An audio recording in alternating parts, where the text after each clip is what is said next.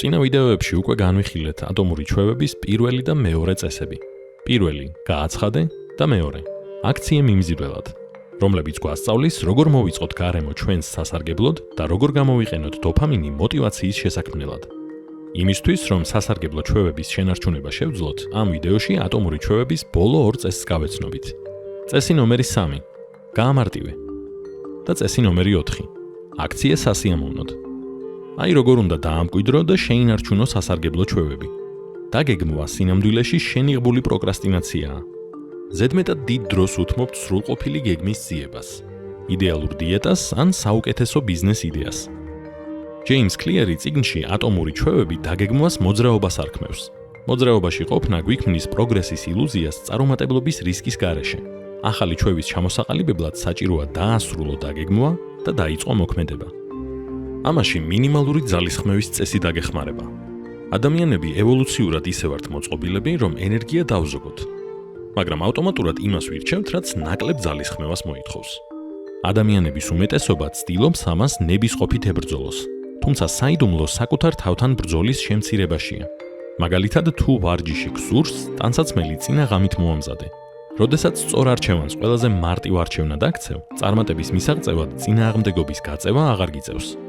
ჩვევის ერთბაშად ჩამოყალიბების მცდელობა ხშირად წარუმატებელია.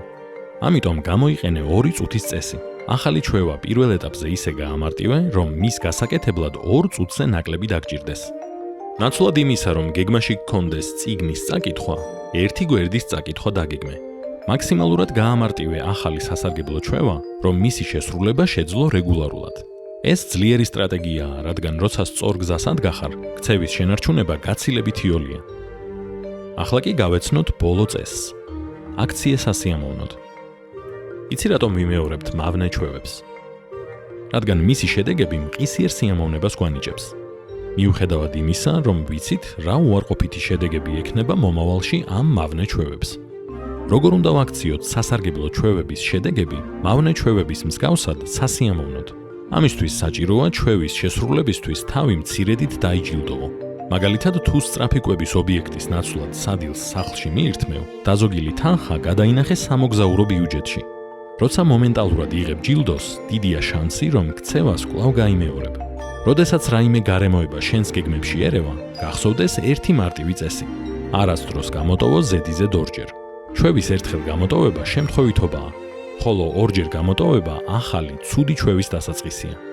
თუ ცუდი დღე გაქვს, სპორტულ დარბაზში მხოლოდ 5 წუთის გატარებაც კი საკმარისია შენი იდენტობის გასამყარებლად. შენ ხარ ადამიანი, რომელიც ჩვევებს არ აცდენს. საქმე შესრულების ხარისხში კი არა, იმ პიროვნებაშია, რომლადაც ყალიბდები. ამ რჩევების პრაქტიკაში განსახორციელებლად შემდეგი სავარჯიშოები დაგეხმარება. პირველი, 2 წუთის წესი. აირჩიე ჩვევა, რომლის ჩამოყალიბებასაც დიდი ხანია არიდებ თავს. დაწერე ამ ჩვევის გამარტივებული ვერსია, რომლის შესრულებასაც 2 წუთზე ნაკლები სჭირდება. მაგალითად, 1 წიგნის წაკითხვა, გახადე 1 გვერდის წაკითხვა. მეორე, ჩვევების თვალთვალი.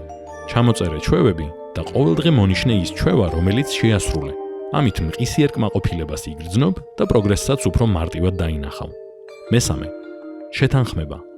არასდროს გააცდინო ზედიზედ 2-ჯერ. დაპირდი საკუთარ თავს, რომ თუ დღეს რაიმე ჩვევის შესრულებას ვერ შეძლებ, ხვალ შენი მთავარი პრიორიტეტი ამ ჩვევის შესრულება იქნება. რომელი სავარჯიშოს გამოყენებას დაიწყებ დღეიდან? გაგვიზიარე კომენტარებში.